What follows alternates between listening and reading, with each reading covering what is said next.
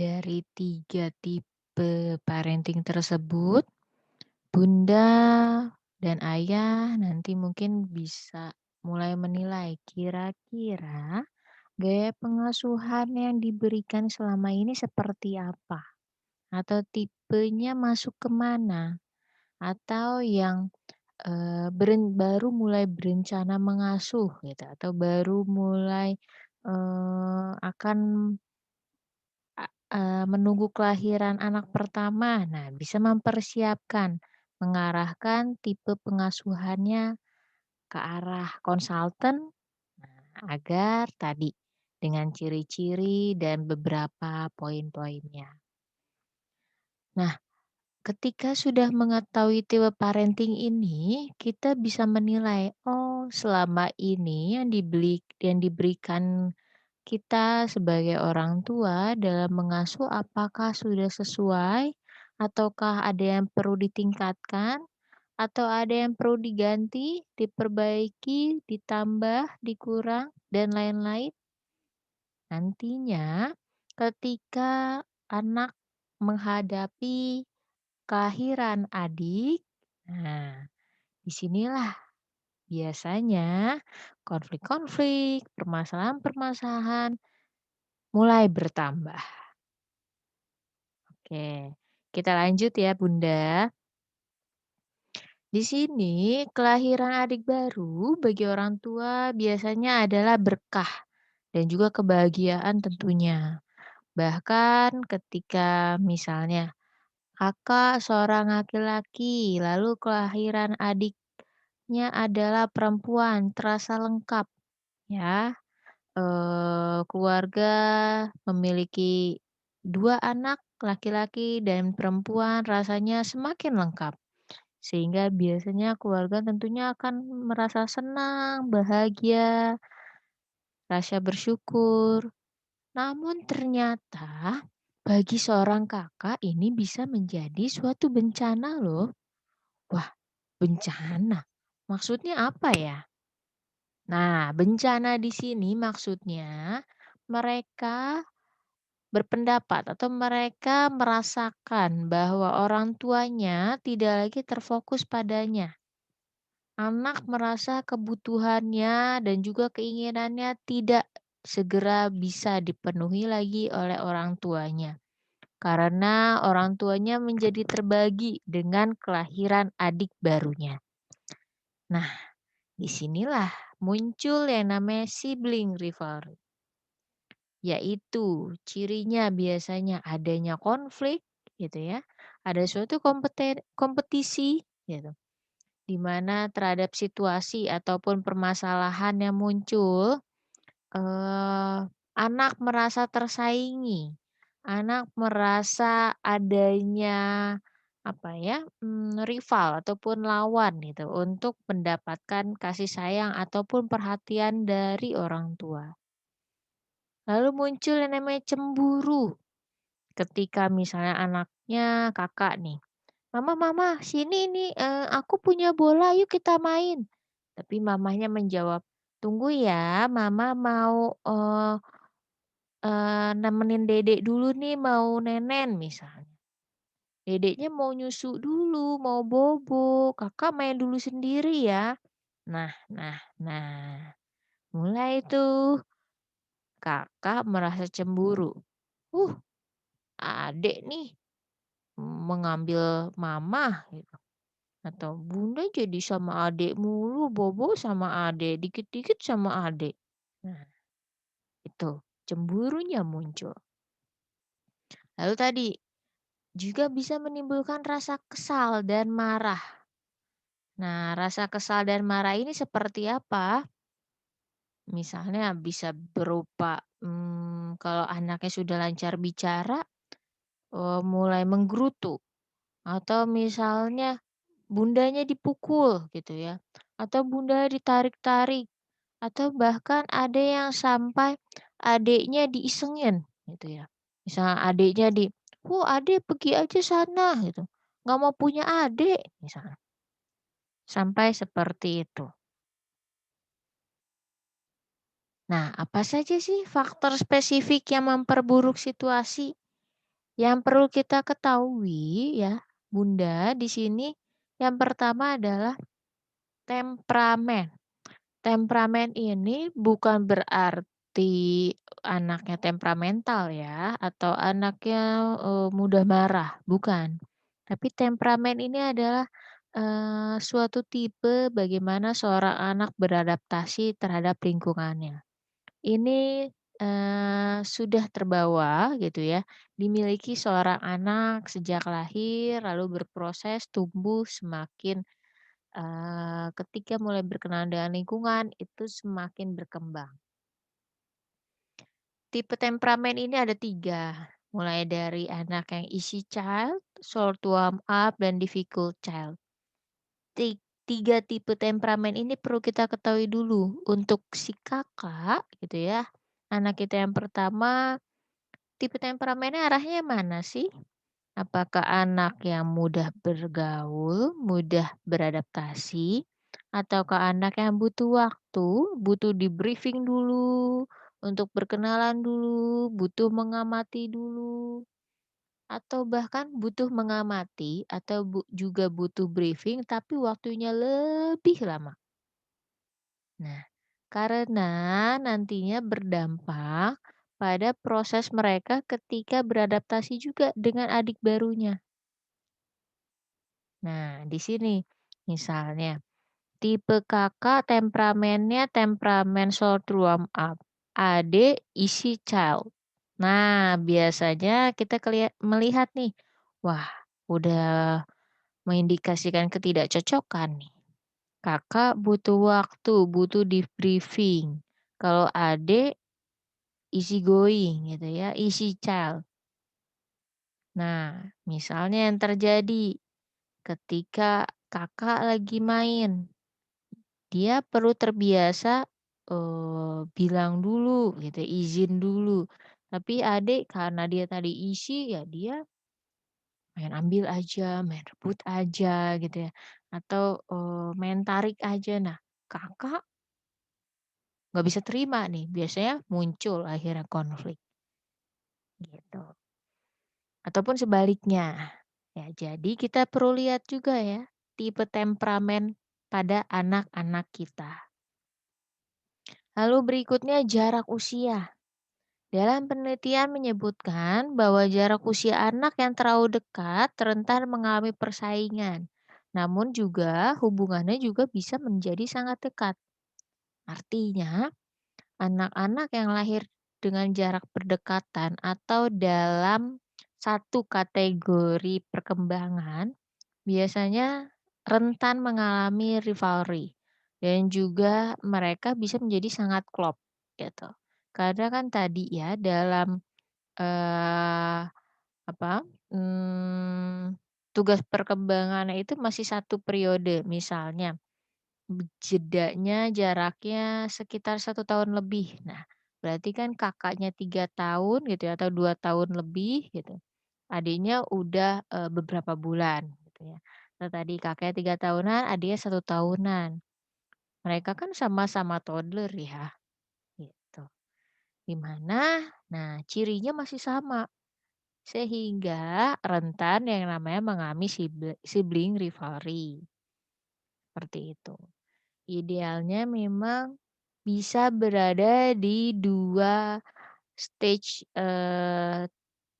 periode yang berbeda. Misalnya kakaknya 4 tahun, nah adiknya baru lahir. Nah itu biasanya lebih, Kakak akan lebih mudah paham gitu dan Kakak sudah melalui tuh proses-proses, 3 tahun pertamanya, seperti itu. Lalu gender. Di sini jenis kelamin yang sama biasa lebih mudah mengalami persaingan. Nah, jenis kelamin tentunya kita tidak bisa ya mengatur atau menentukan karena sudah kodrat gitu ya. Sudah qadarullohnya kita memiliki anak perempuan, kakak, misal adiknya laki-laki atau kakak dan adiknya perempuan. Tapi yang kita bisa mulai atur adalah jarak kelahiran, seperti itu.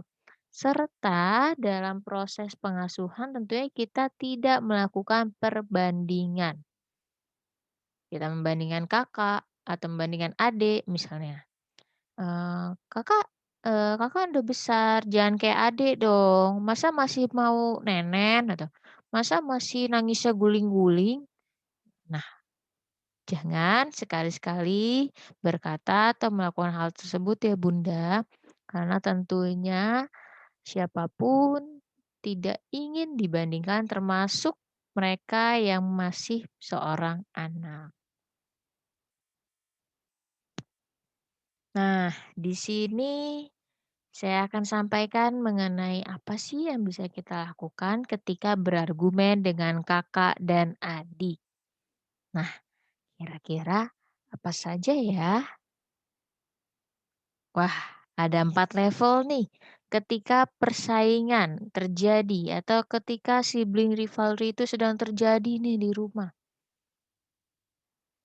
Yang perlu Bunda ketahui, persaingan ataupun pertengkaran antar kakak dan adik itu pada dasarnya adalah normal loh atau wajar, gitu. Yang mana misalnya rebutan mainan atau misalnya, saling berkata, "Ini punya aku." Ya itu masih wajar. Tapi sewajar apa atau batasannya apa? Ini yang akan kita bahas ya. Oke. 4 level ini yang pertama level 1 pertengkaran normal. Tadi misalnya, "Adek, sini kembaliin mainan aku." Terus adiknya lari, kakaknya mengejar. Terus habis itu dapat, udah diambil. Tuh masih normal, ya. Yang bisa kita lakukan, rileks tadi. Artinya tarik nafas, buang nafas dulu, relaksasi dulu. Karena di situ kita perlu yang namanya mengabaikan apa yang kita lihat. Biarkan mereka menyelesaikan masalah sendiri. Terlebih kakak bisa membimbing adiknya dalam menyelesaikan masalah. Tentunya kita sudah bekali juga ya, apa saja nih yang bisa dilakukan kakak untuk menyelesaikan masalah atau untuk menghadapi adiknya. Nah, ada yang namanya level 2. Yaitu ketika situasi memanas. Maka intervensi orang dewasa mungkin dibutuhkan di sini. Berikutnya level 3. Situasinya mungkin berbahaya. Jadi kita udah melihat, wah udah mulai arah-arah bahaya nih. Lalu level 4. Situasi sangat berbahaya. Intervensi orang dewasa sangat dibutuhkan di sini. Level 2, 3, 4 seperti apa? Kita bahas satu-satu ya. Level 2. Di sini tadi ya, situasinya mulai memanas, intervensi orang dewasa mungkin dibutuhkan. Di sini kita mulai yang namanya kenali di balik emosi setiap anak. Misalnya tadi kakaknya udah mulai berteriak. Nah, kita mulai ajak bicara personal. Sampaikan pada kakak. Kakak, bunda lihat kakak teriak. Ada apa? Gitu, misalnya kita tanya. Ya nih adik gini, gini, gini. Udah mulai itu kan. Biasanya kakaknya cerita. Gitu. Nah, kita dengarkan anak dengan respect. Biarkan mereka bicara sampai selesai, tidak menginterupsi. Misalnya, "Iya tadi, Ade main ambil aja, balok aku, padahal aku lagi nyusun." Terus kita potong misal, "Ya kamu tadi ini iseng juga sama Ade, jadi Ade bales." Jangan sekali-kali kita menginterupsi ya Bunda, jadi dengarkan sampai selesai. Lalu tunjukkan apresiasi ketika ada masalah yang dihadapi. Nah, maksudnya seperti apa? Nah, kita bisa katakan setelah mendengarkan tadi penjelasannya kita sampaikan, "Oh iya, rasanya sedih ya, ketika kamu udah susun balok lalu adik nggak sengaja ngambil balok kamu. Nah, apa nih yang bisa kamu lakukan?" Misalnya atau, "Terus tadi kamu teriak ya? Oke, Bunda hargai karena itu bentuk perasaan kesal kamu ya. Itu salah satu apresiasi. Lalu berikan ekspresi yakin kepada anak bahwa mereka dapat menyelesaikan masalah. Kita sampaikan juga, "Nah, Kakak bisa membimbing adik nih," katakan, bilang kalau Kakak nggak suka, adik main ambil, sambil kita ajarin adik ya, misalnya, "Adek, Kakak nggak mau, kalau adek, main ambil balok Kakak, adek harus izin dulu." Kita ajarkan Kakak untuk bisa mengajarkan juga konsep izin, tolong gitu, maaf dan lain-lain kepada adiknya. Dan tinggalkan ruangan, gitu. Kita juga bisa, meninggalkan ruangan ketika mereka sedang berusaha menyelesaikan masalah. Level 3. Nah tadi ya, situasi mungkin mulai memanas nih. Nah, mungkin sudah mulai berteriak gitu ya. Udah mulai tuh kelihatan ekspresi kakaknya atau adiknya udah mau nangis atau kakaknya udah mulai marah. Kita bisa mulai tanyakan.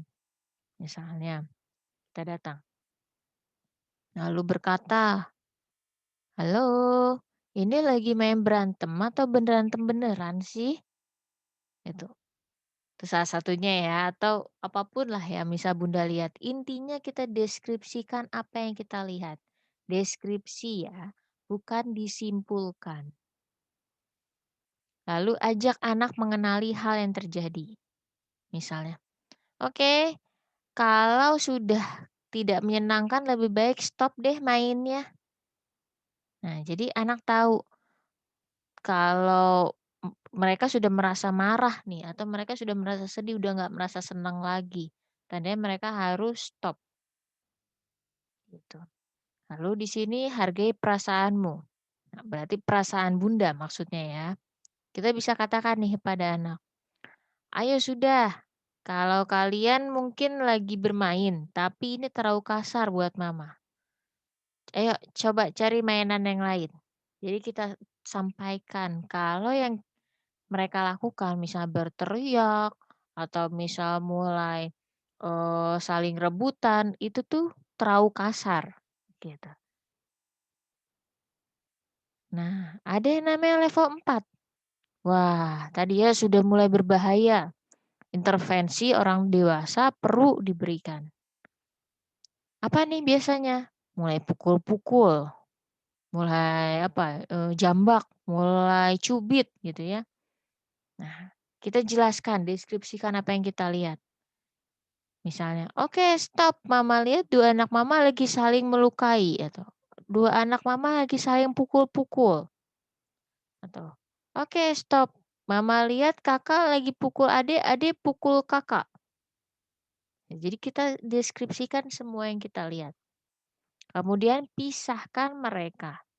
Pisahkan di sini kita, bedakan ruangannya. Lain hal dengan menghukum ya, menghukum dengan meninggalkan seperti itu. Nah, kalau di sini hanya memisahkan. Tujuannya adalah supaya mereka menjadi reda kembali emosinya. Kita bisa sampaikan misalnya, "Oke, artinya sudah tidak bagus untuk kalian berdua bersama saat ini. Ayo sekarang pisah dulu, Kakak boleh ke kamar, adik juga ke kamar, sini." Gitu misalnya. Intinya mereka berada di ruangan terpisah dan sudah tidak bisa bermain bersama lagi sementara. Nah, ketika suasana sudah reda, sudah lebih baik, kita bisa mulai mengajak anak berbicara bersama. Misalnya, kakaknya umurnya 3 tahun ya, adiknya 1 tahun. Kita ajak nih misalnya. "Oke Kakak, tadi Kakak, coba ceritakan apa yang terjadi." Misalnya Kakaknya mulai cerita, "Iya, Eee, aku lagi main mobil-mobilan terus Ade langsung rebut mobil-mobilannya. Aku bilang izin dulu, terus Ade pukul aku." ya aku jadi pukul lagi adiknya, misalnya. Terusnya kita bisa bilang, "Oke, rasanya pasti kamu kesel ya karena adik nggak sengaja, main ambil mobilan kamu. Nah, di sini coba kita juga sambil, ajarin adik kalau mau minjem sesuatu izin dulu. Nah, "Adek, coba nih kalau lagi main, Kakak lagi main mobil-mobilan," kita tunjukin juga tuh mobil-mobilan, harus izin dulu, tidak rebut. Jadi kita sambil tunjukkan gesturnya, gitu. Bendanya, objeknya, secara visualnya supaya adik juga ikut mudah menangkap. Walaupun dia nggak langsung merespon verbal ya, ya tapi biarkan dia mencerna hal tersebut. Jadi dia melihat tuh modelnya atau, mmm, hal yang kita maksud itu seperti apa, gitu. Nah, biasanya kalau saya mengajarkan dengan tadi ada kata, misalnya adik mengajarkan pada Kakak ya, misalnya, "Adik nggak sengaja nih, mengambil boneka kamu atau balok kamu." Walaupun sebenarnya mungkin adik sengaja gitu kan, tapi di sini, kita sedang memperlihatkan bahwa kita tidak memihak siapapun, gitu. Kita tahu perasaan Kakak yang sedih, yang marah, yang kesel, tapi kita juga tahu kalau adik itu misalnya nggak sengaja. Jadi Kakak nggak merasa, "Hore, aku dibelain bunda," misal, walaupun adik yang salah, gitu. Tapi juga dia merasa kalau, "Oh, bunda tahu adik itu salah, tapi bunda juga tahu, aku itu sedang merasa kesal dan sedih." Gitu. Nah, lalu buat aturan saat bermain bersama. Ya, setelah mengajak bicara, buat kesepakatan, buat aturannya saat bermain bersama. Misalnya, ada waktu, mengenai bergantian, atau berkata izin dulu, seperti itu. Lalu minta anak menuliskan perasaan dan keinginannya. Di sini untuk melatih anak mengekspresikan emosinya. Sehingga mereka tidak sulit untuk mengungkapkan rasa kesal, marah, sedih secara lisan. Gitu. Tidak serta-merta langsung refleks secara fisik. Nah, kemudian berikan kesempatan anak mengungkapkan perasaan dan pendapatnya. Tadi setelah menuliskan, berikan juga untuk kesempatannya menyampaikan secara lisan ya, Bunda. Kemudian ajak anak untuk mencari solusinya tanpa menginterupsi. Tadi ajak anak kita untuk berpikir, "Oke, berarti solusinya apa nih?" Misalnya ya, yang bisa dilakukan adalah, oh kalau misal lagi main, misal pas ada adik, langsung berjaga-jaga nih. Wah, adik akan datang dan mengambil baloknya misalnya. Jadi, Kakak juga, eee, lebih waspada, seperti itu. Lalu putuskan solusi yang bisa diterima oleh setiap anak yang mana. Di sini misalnya ketika direbut, oke, ternyata misal adik masih kecil, nah Kakak lebih bisa, yang penting sudah menyampaikan perasaannya, tapi ternyata adik tetap seperti itu. Nah, di sini peran Kakak yang untuk membimbing atau untuk melakukan, apa ya, arahan kepada adik. Nah, solusi-solusi ini yang perlu didiskusikan bersama, gitu. Dan hal-hal yang bisa dilakukan ini follow up 1 minggu lagi. Ini disampaikan juga ya kepada anak. Nah, 7 langkah ini akan lebih terasa ketika, apa ya, lebih mudah jika memang dilakukan pada anak yang lebih besar. Misalnya kakaknya 5 tahun, adiknya 3 tahun.